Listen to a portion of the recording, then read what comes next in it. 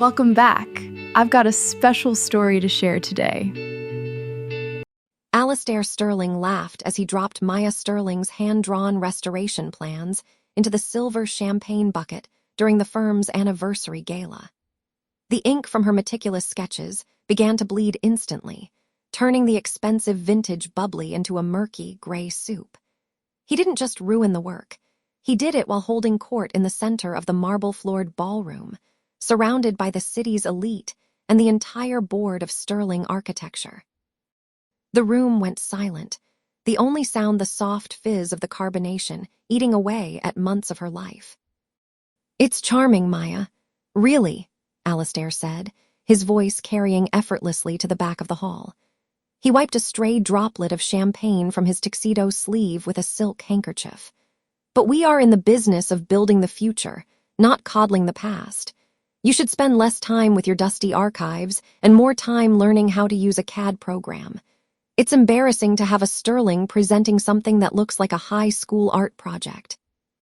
Julian Sterling stood by his father's side, a smirk playing on his lips. He took a long sip of his drink, his silence a loud endorsement of the humiliation. Nearby, Evelyn Sterling merely adjusted her pearls, her gaze as cold and polished as the floor beneath them. She didn't offer a word of defense for her daughter. She simply turned to a donor and began discussing the upcoming opera season as if Maya weren't standing there, clutching the handle of her empty briefcase. Maya didn't flinch. She felt the heat of 100 stares, the pity of the junior associates, and the predatory amusement of the board members. She reached into the bucket, her fingers stinging from the icy water, and pulled out the sodden, dripping mess of paper. The scent of Alistair's heavy wood-smoke cologne hung in the air between them, thick and suffocating. "These plans were for the preservation of the Heights District, Alistair," she said, her voice steady. She didn't call him father. He hadn't earned that title in years. "The foundation of the original Sterling office is in that block. If you demolish it for the new glass tower, you're erasing the very history you claim to be celebrating tonight." Alistair leaned in, his eyes narrowing. He was a man who viewed the world as a series of structures to be conquered. "I am the history of this firm, Maya. Everything before me was just a preamble. You're a preservationist because you don't have the vision to create. You're clerical support with a fancy degree, and it's time you remembered your place in this family." He turned his back on her, dismissing her with the casual cruelty of a man who believed he was untouchable. He began to toast his own brilliance, the crowd laughing at his jokes as if the previous minute of public execution hadn't happened. Maya walked away, the rhythmic clicking of her heels on the marble sounding like a countdown. She didn't head for the exit to cry.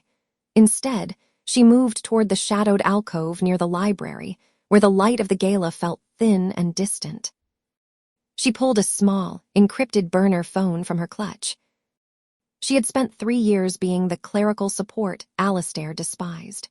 She had filed the papers he refused to read, organized the archives he thought were beneath him, and sat quietly in the corner of board meetings while he took credit for the work of others. In that time, she had found things. Discrepancies in the structural integrity reports of the Sterling Plaza, missing funds from the Heritage Trust. And most importantly, the truth about who actually designed the firm's first award-winning skyscraper. Her thumb hovered over a contact name, Arthur Vance. Arthur was the only person left who remembered the firm before Alistair had scrubbed the records clean. He was a man who lived in a house filled with the ghosts of better architects, waiting for someone to ask the right questions. Maya looked back at the ballroom. Alistair was laughing again, his hand on Julian's shoulder, the picture of a dynasty in its prime. He looked powerful, but Maya knew architecture better than anyone in that room. She knew that the more grand a building appeared, the more devastating it was when the foundation finally gave way. She stepped out onto the terrace, the cold night air hitting her face. The city lights stretched out before her, a grid of steel and glass that her family claimed to own. "Arthur," she said when the line connected. Her voice was as cold as the champagne that had ruined her plans. "It's Maya. I'm ready to see the original ledgers from 1994, all of them." There was a pause on the other end, the sound of a heavy door opening. "I thought you might call tonight, Maya. Your father's ego always was his loudest tell. Do you have the key I gave you?" Maya touched the small, antique brass key hidden in the lining of her purse. It felt heavy, a secret weight that Alistair would never suspect her of carrying. He thought she was a preservationist of buildings. He didn't realize she was becoming a preservationist of the truth. "I have it," she said. "And Arthur. Tell the legal team to stay on standby. I think Alistair is about to find out exactly how much it costs to erase the past." She ended the call and looked at the wet, gray pulp of her plans still in her hand. She didn't throw them away. She folded them carefully, a reminder of the last time she would ever let him see her as a victim. The gala music swelled behind her, a triumphant orchestral piece that Alistair had commissioned for himself. It was a beautiful sound, but Maya could already hear the cracks forming in the silence that followed. She had 2 days before the board voted on the Heights District demolition. 2 days to ensure that when the first stone fell, it wouldn't be the old office that crumbled, but the man standing at the top of it. The next morning, the breakfast room at the Sterling estate smelled of expensive Arabica beans and the sharp, clinical scent of lemon oil. Maya Sterling sat in silence, her fingers tracing the rim of a porcelain cup. Across the mahogany table, Alistair Sterling was already mid-sentence, his voice booming with the unearned confidence of a man who believed the world was his personal drafting board. "It's about legacy, Julian," Alistair said, gesturing with a silver butter knife toward his son. "The Heights District is a tumor. Removing it isn't just business. It's an act of mercy for the city's skyline. Once the vote passes tomorrow, we start the clearing." Julian Sterling didn't look up from his tablet, his expression a mask of practiced neutrality. "The preservationists are still making noise about the original foundations, Father. They're claiming the historical significance outweighs the commercial yield." Alistair let out a sharp, barking laugh that made the fine china rattle. He glanced at Maya, his eyes brimming with a condescending pity that felt like a physical weight. "The preservationists? You mean people like your sister? Maya spends her days dusting off ruins because she's too afraid to build anything new. She has a heart for ghosts, but no head for steel." Evelyn Sterling reached out, patting Alistair's hand with a diamond-encrusted touch. "Now, dear, Maya's little hobby keeps her occupied." "It's charming, in a way. Not everyone is meant for the heavy lifting of the Sterling name." Maya felt the familiar sting of their dismissal, but this time it didn't burn. She took a slow sip of her coffee, the heat grounding her. Beneath the table, her hand rested on her leather satchel. Inside lay the flash drive Arthur Vance had prepared, a digital ghost that was about to haunt Alistair's carefully constructed empire. "I'm actually heading to the municipal archives today," Maya said, her voice steady and deceptively soft. "There's a discrepancy in the 1984 survey of the Central Tower. I'd hate for the board to vote on incomplete data." Alistair didn't even stop chewing. He waved a hand as if swatting away a fly. "Check all the dusty boxes you want, Maya. You're chasing shadows. David Miller already signed off on the structural integrity reports. It's a done deal. Why don't you go buy a new dress instead? Something for the victory celebration tomorrow night. I'll even let you stand on the podium while I sign the demolition order." The arrogance in his tone was a serrated edge, but Maya simply nodded. She stood, the screech of her chair against the marble floor the only sign of her defiance. As she walked toward the door, she heard Alistair mutter to Julian, "She's so much like my brother. All sentiment, no spine. It's a miracle the firm survived him at all." 2 hours later, the atmosphere changed from the sterile luxury of the estate to the musty, vanilla-scented air of the city's basement archives. Arthur Vance was waiting for her in a corner illuminated by a single flickering fluorescent bulb. The old man looked smaller than he had the night before, his hands trembling as he laid out a series of oversized vellum sheets. "These are the originals, Maya," Arthur whispered, his voice thick with the weight of a 30-year-old secret. "The ones Alistair claimed were lost in the office fire. Look at the signature in the bottom right corner." Maya leaned in, her breath hitching. The ink was faded, but the name was unmistakable. It wasn't Alistair's bold, theatrical script. It was the precise, elegant hand of her uncle, the man Alistair had erased from the history of the firm. "He didn't just steal the designs," Maya murmured, her fingers hovering over the brittle paper. "He falsified the load-bearing specs to save on material costs. If they tear down the Heights district using his current plans, the adjacent towers won't have the support they need. The whole block could shift." "He's not just a thief, Maya," Arthur said, his eyes meeting hers with a terrifying clarity. "He's a hazard. He's been building on a foundation of lies for 3 decades. Maya pulled out her phone and began photographing the documents, each click of the shutter sounding like a gavel. She could feel the clock ticking. The board vote was less than 24 hours away. As she exited the archives into the blinding midday sun, her phone buzzed. It was a text from Julian. Father just moved the board meeting up. Tomorrow morning, 8:00 a.m. He wants it over with before the press catches wind of the protest. "You're out of time, Maya." She gripped the strap of her bag, her heart hammering against her ribs. Alistair thought he was accelerating his victory. He didn't realize he was just speeding toward the edge of a cliff. "Arthur," she said, dialing the archivist as she hailed a cab. "Call the legal team David mentioned. Tell them the ghost is ready to speak." 2 hours later, the midday heat had settled into a stifling, heavy weight as Maya Sterling stepped into the glass and steel lobby of Miller and Associates. The air conditioning inside was aggressive and sterile, smelling faintly of ozone and expensive floor wax. She gripped the strap of her bag, the digital weight of the photographs she'd taken in the archives feeling like a live wire against her hip. David Miller was waiting for her in a conference room that overlooked the city's financial district. He didn't offer her coffee or small talk. He simply opened his laptop and gestured for her to sit. As she uploaded the files, the silence in the room was punctuated only by the distant hum of traffic 30 floors below. "Arthur Vance was right," David said, his voice a low, rhythmic rasp as he zoomed in on the 1994 charter. He pointed a silver pen at the screen. "Look at the ink density on the signature. Then look at the pressure marks on the original parchment beneath it. This isn't just a copy. It's a traceover of a document that was never meant to be altered." Maya felt a cold shiver of validation. Alistair didn't just inherit the Sterling Group. He rewrote the rules of the inheritance while my uncle was on his deathbed. "It's more than that," David replied, his eyes narrowing as he scrolled through the forensic overlays. "This forgery is the foundation for every loan, every merger, and every contract the Sterling Group has signed for 30 years. If this document is proven fraudulent, the entire empire is a house of cards built on a swamp."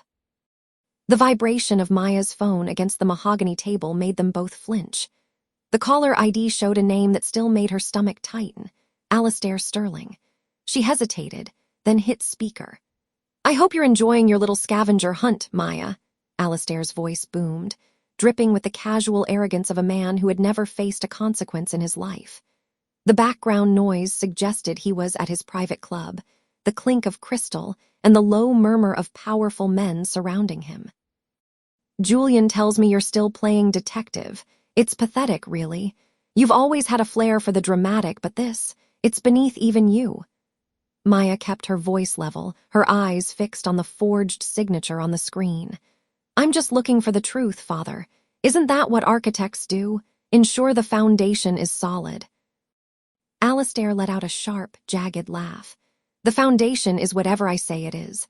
I've spent 40 years building a legacy while you've spent your life dusting off old books. Tomorrow morning at 8, the board will vote to dissolve your department and revoke your trust. You'll be lucky if I let you keep your apartment. Do yourself a favor, stay home. Don't make a scene you can't afford to finish." He hung up without waiting for a response. The dial tone felt like a slap in the quiet room. "He sounds confident," David noted, leaning back in his leather chair.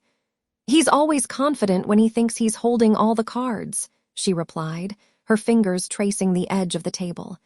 "He doesn't realize I've changed the deck." She left the law firm an hour later, but the day wasn't finished with her. When she arrived back at her modest brownstone, a black town car was idling at the curb. Evelyn Sterling stood by the iron gate, her Chanel suit a sharp, pale contrast to the weathered brick of the building. The scent of her cloying, expensive lily perfume hit Maya before she even reached the top step. "You look tired, Maya," Evelyn said, her gaze sweeping over Maya's simple linen dress with visible distaste. She didn't step aside to let her daughter pass. "This obsession with Alistair's business is making you look haggard. It's embarrassing for all of us." "Is that why you're here, Mother? To discuss my skincare routine?" Evelyn's expression hardened, the practiced mask of a socialite slipping to reveal the coldness beneath. "I'm here to tell you to stop. Alistair is a difficult man, yes, but he is the provider of everything you have. If you embarrass him tomorrow, you aren't just attacking him. You're attacking your name, you're attacking me." "The name was built on a lie," Maya said, her voice dropping to a whisper that carried more weight than a shout. "Did you know? Or did you just look the other way because the jewelry was expensive enough?" Evelyn flinched as if Maya had physically struck her. Her hand flew to the diamond brooch at her throat, a gift from Alistair after the 1994 merger. "You're ungrateful. You always have been, just like your uncle." "Uncle Thomas died thinking he'd secured the family's future," Maya said, stepping around her mother to reach the door. "Tomorrow, I'm going to make sure he finally does." "You won't even get past security," Evelyn called after her, her voice shrill with a sudden, sharp edge of panic. Maya didn't look back. She entered her apartment and locked the door, the silence of the hallway a relief after the day's toxicity.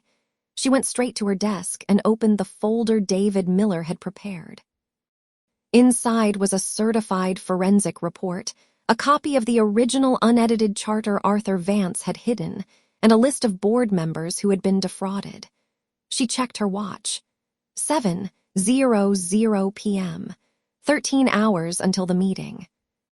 She pulled out a fresh blazer, a deep charcoal gray that felt like armor. She spent the next 4 hours rehearsing her timing, her eyes cold and focused. She wasn't the girl who had been pushed into the corner of family portraits anymore. She was the architect of a different kind of structure now, one designed to collapse. As midnight approached, she sent a single text to Julian. "I'll see you at 8:00 a.m.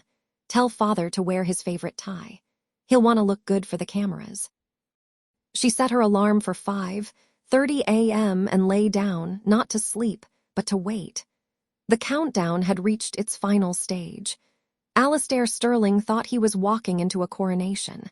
He had no idea he was stepping into a cage. The day before the board meeting, the Sterling Foundation headquarters felt like a tomb masquerading as a temple.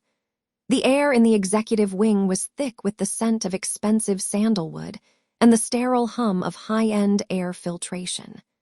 Maya Sterling stepped off the elevator, her charcoal blazer buttoned tight, feeling the weight of the flash drive in her pocket like a loaded weapon. She found Alistair Sterling standing in the center of the glass-walled boardroom, gesturing expansively toward a digital model of his latest skyscraper. He looked every bit the Titan, his silver hair perfectly coiffed, his tailored suit worth more than the archives she had spent her life protecting. He didn't even turn around when she entered. He simply pointed at the rendering. "The Sterling Legacy Tower," he announced, his voice booming with the practiced resonance of a man used to being recorded for history. "Tomorrow, the board approves the final funding. By next year, the city skyline will be a permanent monument to my vision. It's a bold design," she said, her voice steady and deceptively soft. She walked to the edge of the mahogany table, her fingers grazing the polished wood. "But even the tallest towers fall if the soil beneath them is contaminated." He finally turned, a dismissive smirk playing on his lips. He looked at her with the same patronizing indulgence he might show a child playing with blocks. "Always the preservationist, Maya. You're so worried about what's buried in the dirt that you forget to look at the stars. Tomorrow isn't about the past. It's about the coronation of the future." "I've been spending a lot of time with Arthur Vance lately," she said, watching his eyes. "He has a fascinating memory. He remembers the original charter, the one before the adjustments were made 40 years ago." The smirk didn't vanish, but it hardened. He stepped closer, invading her personal space with the casual dominance of a predator. He smelled of aged scotch and unearned confidence. Arthur is a senile old man clinging to dusty papers. He's a ghost, Maya. And ghosts don't have a vote on my board. Sometimes ghosts leave a trail, she countered. She didn't flinch as he loomed over her. I'm giving you a chance, Father. Call off the meeting. Step down for health reasons. We can handle this quietly before the cameras arrive. He let out a sharp, barking laugh that echoed off the glass walls. A chance? You're giving me a chance. You've spent your life hiding in the basement, cataloging other people's achievements. You have no power, no allies, and certainly no spine. You're a mouse trying to roar at a lion. Across the room, David Miller, the firm's lead counsel, paused in the doorway. He caught Maya's gaze, his expression unreadable, but he didn't look away. He saw the way she held her ground, her spine as straight as a steel beam. He had seen Alistair break men twice her size, yet she stood there, radiating a cold, terrifying calm. I'm not roaring, she whispered, leaning in until she could see the broken capillaries in his eyes. I'm giving a weather report. There's a storm coming, Alistair, and you've built your house on sand. He grabbed her arm, his grip tight enough to leave a bruise through the fabric of her blazer. You will show up tomorrow. You will sit in your assigned seat. You will smile for the photographers, and you will stay silent while I take what is mine. If you breathe a word of this nonsense to the board, I will strip you of your name and your pittance of an inheritance before the sun sets. She looked down at his hand, then back up at his face. A small, chilling smile touched her lips. I don't need the name. I know who I am. She pulled her arm away and walked toward the door. As she passed David, she didn't say a word, but the look in her eyes made the lawyer take a step back. By the time she reached the lobby, the sun was beginning to dip behind the very buildings Alistair claimed to own. She checked her phone. A message from Julian sat on the screen. Father is furious. He thinks you've lost your mind. Evelyn is already planning the seating chart for the victory dinner. Maya didn't reply. She walked to her modest car, the flash drive a cold, reassuring weight against her hip. She had done her part. She had offered the olive branch, and he had snapped it. Now there was nothing left but the countdown. 16 hours. She drove home in silence, the city lights blurring past her. She didn't need to rehearse anymore. She knew the truth by heart, and by this time tomorrow, the world would know it too. She went to her desk, opened the file one last time, and looked at the signature on the original charter, the real one. Sleep well, Alistair, she murmured to the empty room. It's the last night you'll ever spend as a king. The evening of the Heritage Gala arrived with a deceptive stillness that masked the storm brewing within the marble walls of the Sterling Museum. Maya Sterling stood at the edge of the grand ballroom, her fingers tracing the sharp, cold edge of the flash drive tucked inside her silk clutch. The air was thick with the cloying scent of white gardenias and the expensive, smoky aroma of aged scotch.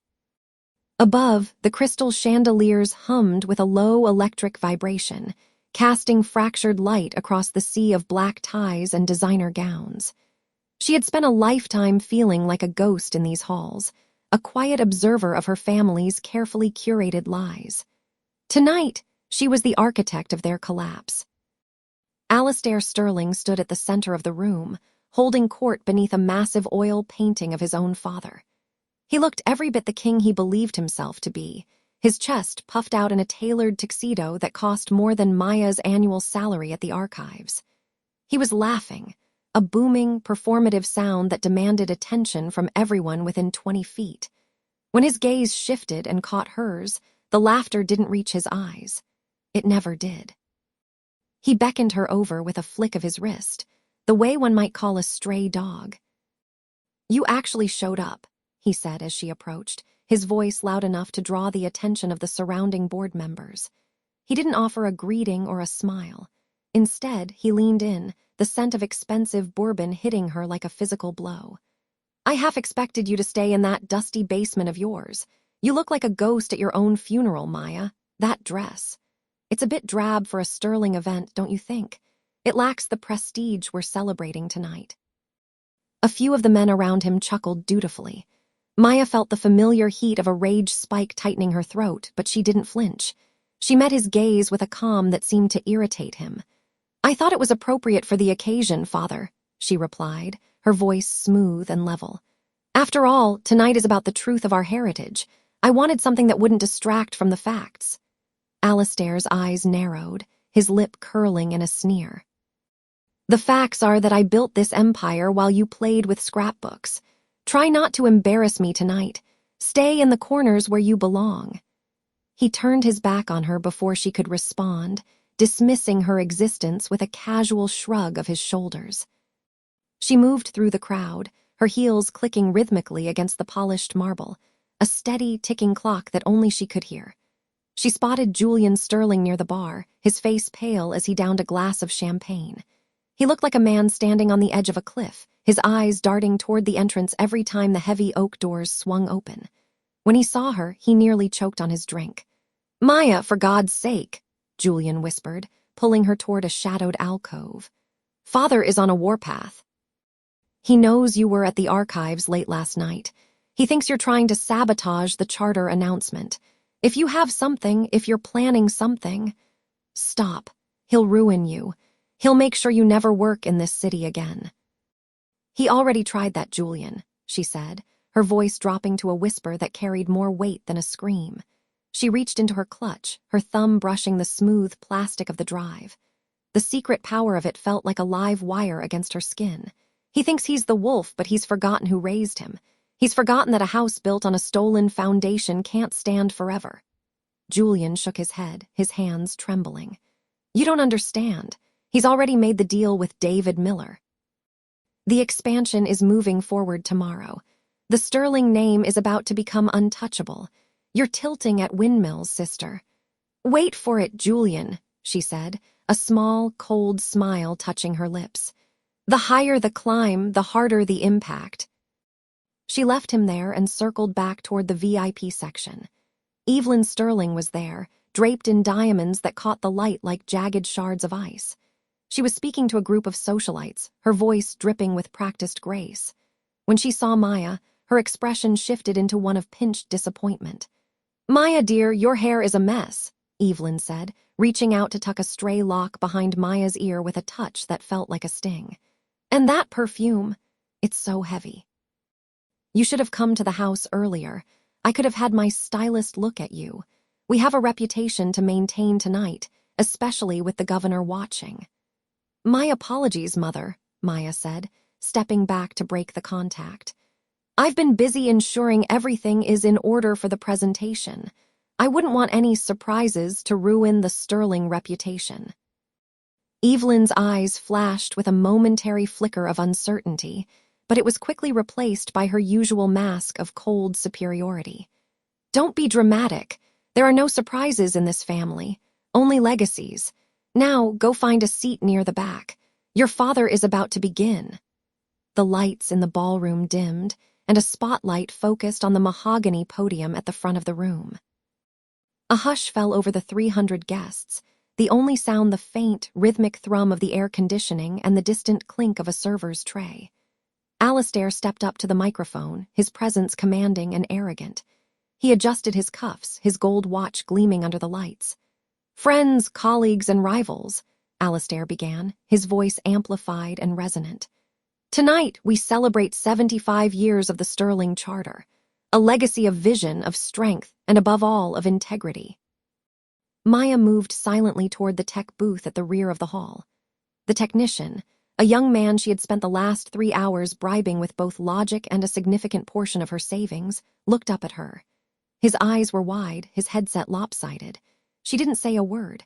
She simply opened her clutch and held out the flash drive. On stage, Alistair was hitting his stride, his gestures grand and sweeping. Many have tried to claim that the Sterling success was a matter of luck. But as the original charter proves, the document my father signed with his own blood and sweat, it was a matter of destiny. Maya watched him from the shadows, her heart beating a slow, steady rhythm against her ribs. She felt no hesitation, only a profound sense of gravity. She leaned over the technician's shoulder, her voice a ghost of a whisper. "Run the file labeled The Real Legacy." Now, the technician's hand hovered over the keyboard. On stage, Alistair took a deep breath, his face flushed with the pride of a man who thought he had finally silenced his demons. He reached for the velvet-lined folder containing the official charter, ready to display it to the world. "And now," Alistair proclaimed, his voice reaching a crescendo, "the truth of the Sterling name." The giant projector screen behind him flickered to life, but it wasn't the polished, gold-leafed document he expected. Maya stood perfectly still, her eyes locked on her father's back as the first image appeared, a grainy, yellowed scan of a contract dated 40 years ago, bearing a signature that didn't belong to a Sterling. The room went deathly silent. Maya saw Alistair's shoulders stiffen. He hadn't looked back yet, but he could feel the sudden, icy shift in the atmosphere. The countdown was over. The lion was awake, and the king was standing on a trapdoor. The silence in the ballroom wasn't empty. It was heavy, a physical weight that pressed the air out of the lungs of 500 of the city's most influential guests. Alistair Sterling remained frozen for a heartbeat too long, his back still turned to the screen, his hand clutching the velvet-lined folder he had intended to use as his final triumph. He could feel the shift in the atmosphere, a sudden, icy vacuum where the adulation of the crowd had been only seconds before.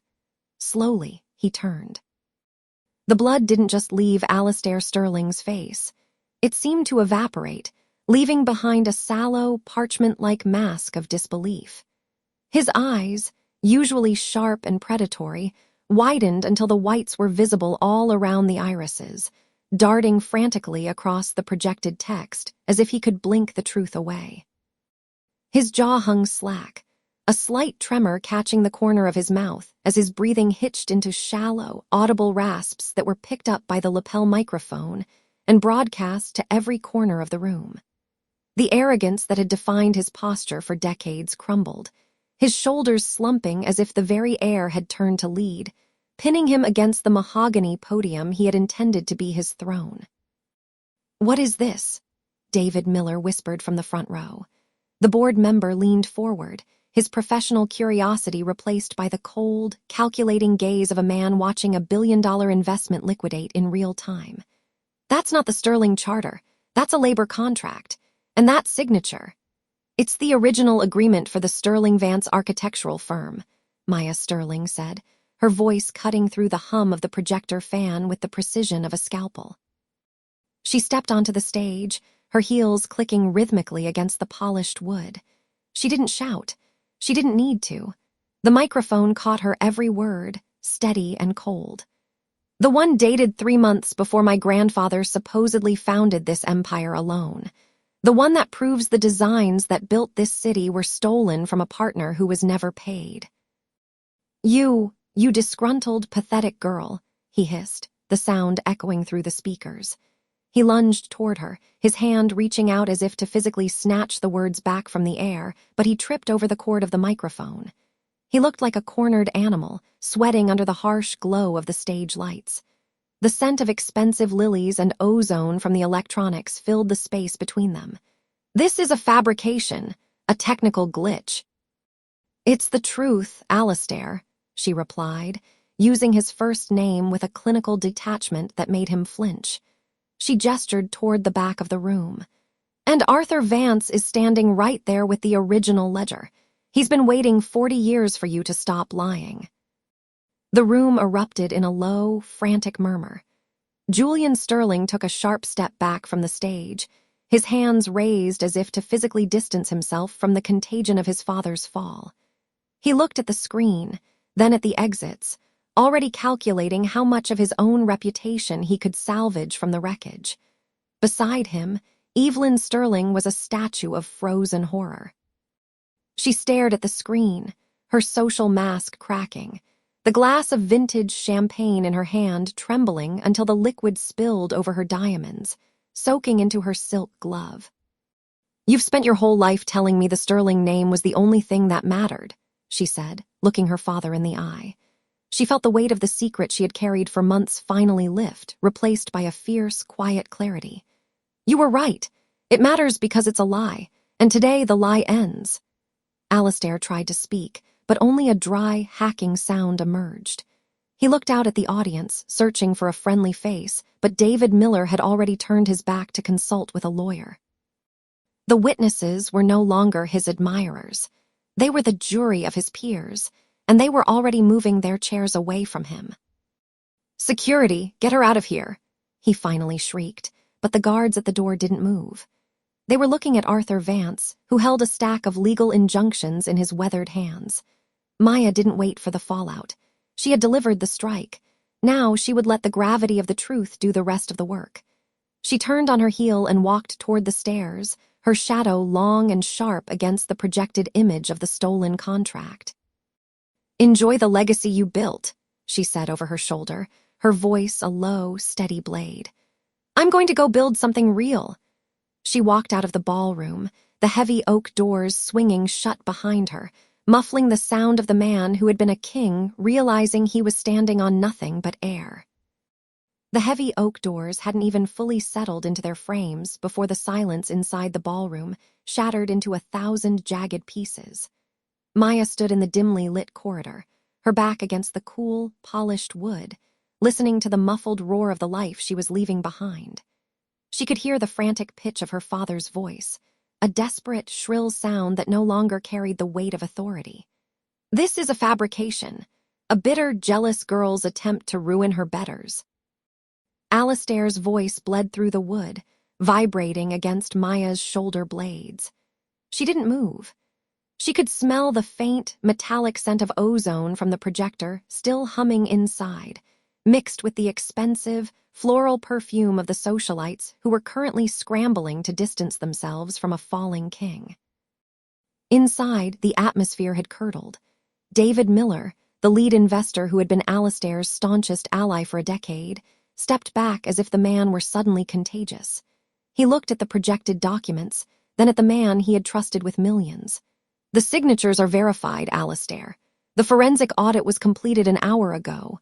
We didn't just look at the contract. We looked at the offshore accounts Maya flagged." Alistair's features underwent a grotesque transformation. The arrogant mask he had worn for decades didn't just slip, it disintegrated. His complexion shifted from a florid, indignant red to a translucent, chalky white that made the veins in his temples stand out like jagged blue wires.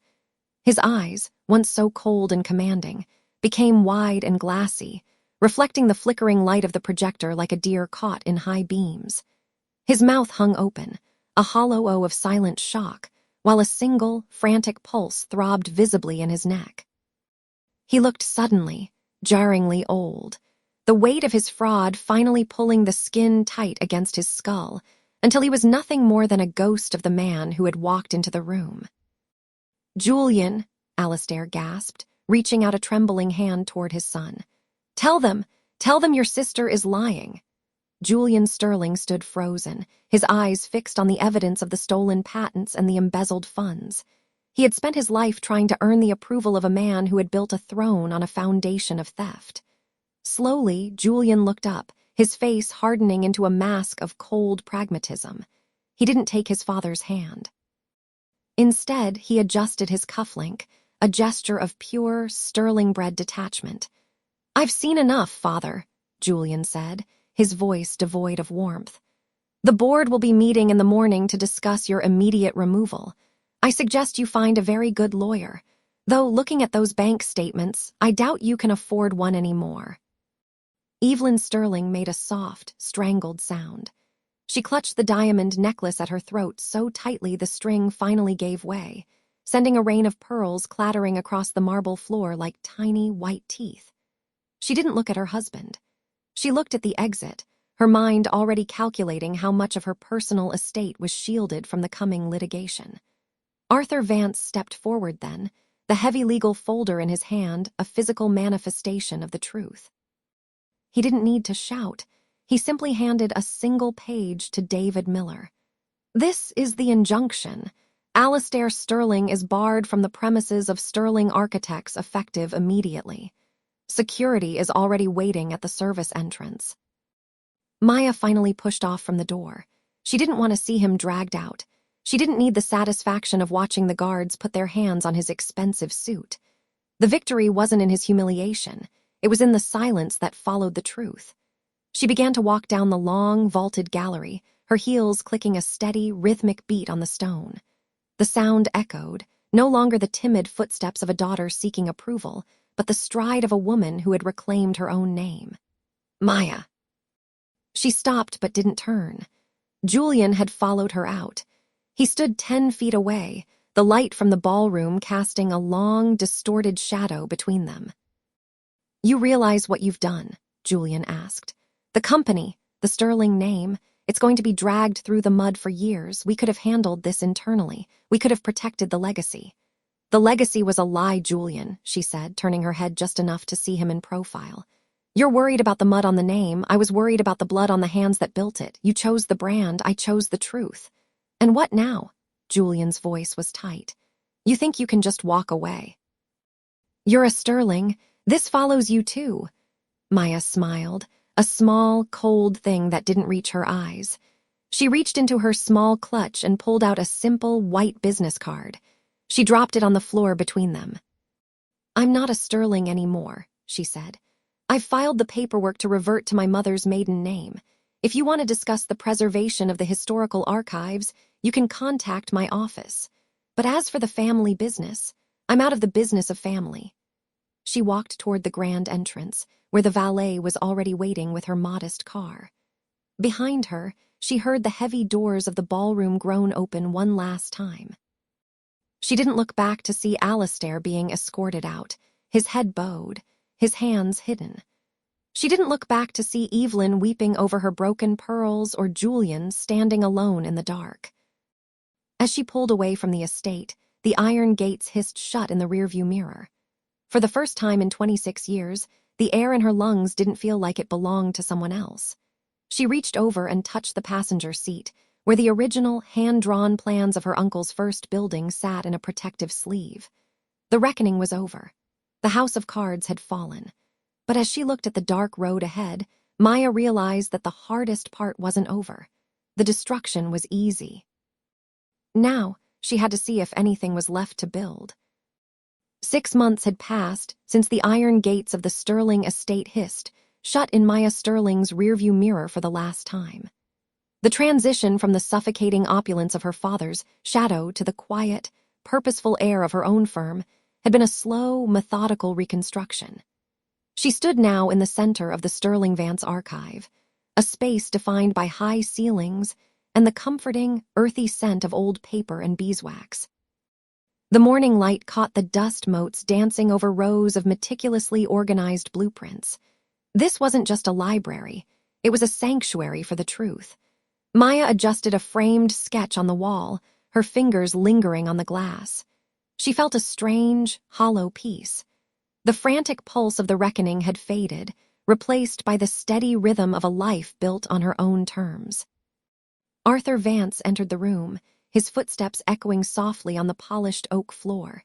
He carried a leather-bound ledger, but his eyes were on the small television mounted in the corner of the staff lounge. The news cycle had moved on from the Sterling scandal, but the legal aftershocks were still being felt in the city's architectural circles. "David Miller called from the DA's office," Arthur said, his voice steady. "The final settlement was signed this morning. Alistair is officially barred from any project involving public funds. His firm is being liquidated to cover the fraud penalties." Maya nodded slowly.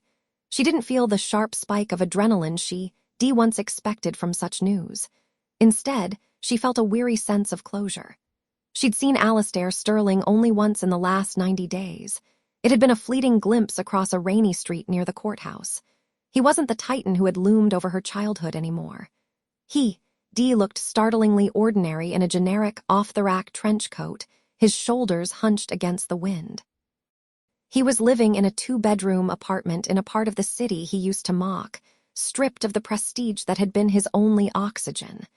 The man who had once demanded the world bow to his genius was now just another name on a legal brief. "And Julian?" Maya asked, turning away from the window. "He's managing," Arthur replied. "He's working with the creditors to ensure the staff at the estate received their full severance. He's trying to do the right thing, Maya." Julian Sterling had been the hardest part of the aftermath. He had helped her, yes, but the betrayal of their father had left a fracture in his own identity that hadn't quite healed. When they spoke, the conversations were brief and focused on logistics. The shared laughter of their youth had been replaced by a cautious, fragile politeness. They were survivors of the same shipwreck, but they were drifting on separate rafts. The cost of the truth had been high. Evelyn Sterling had refused to speak to her daughter since the night of the gala. Her mother had chosen the ghost of a reputation over the reality of her child, retreating to a secluded coastal property and shuttering the windows against the world. To Evelyn, Maya wasn't a hero. She was the one who had broken the mirror. Maya walked back to her desk, where a single, hand-drawn plan lay under a weighted glass. It was her uncle's original design for the city's library, the one Alistair had claimed as his own for 30 years. She ran her hand over the cool surface of the glass.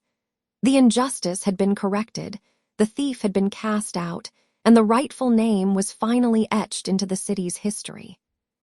But as the sun began to dip behind the skyline, casting long, amber shadows across her office, Maya felt the weight of the silence.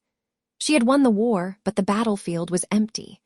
She picked up her phone, scrolling past the names of people who no longer called, and stopped at a photo of her and Julian as children, sitting on the steps of a house that no longer belonged to them.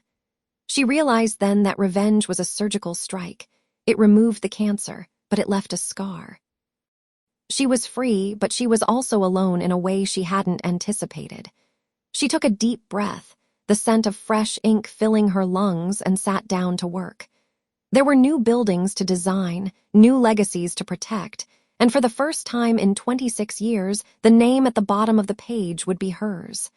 The victory was hers. The cost was hers. And as the city lights began to twinkle through the window, Maya Sterling finally understood that the hardest part of building something new wasn't the foundation. It was deciding what to do with the ruins.